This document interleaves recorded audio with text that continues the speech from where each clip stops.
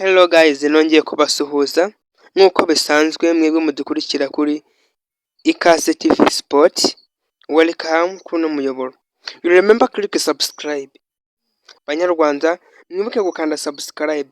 Ngarutse na cya kibazo kimwe nkunze kuza kubabaza maze nawe ukibaza ukicara ugagitekerezaho maze ukagisubiza wabanje kugitekerezaho neza. Nibyo koko urumyamo yahigwe wowe utungukiye kuri ino video. Niyo mpamvu rero aka kabazo ni keza karoroshye, unagasharinge ku inshuti zawe, numara kugasharinga ukande like ukande na share katukumve maze ubashe gusubiza witonze.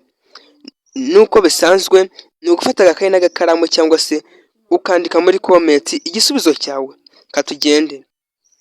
Iyo umuhanda ugabanyijemo ibisate bibiri kandi ugendwamo mu byerekezo byombi, umuyobozi abujijwe a. kugendera mu gisate cy'iburyo, b.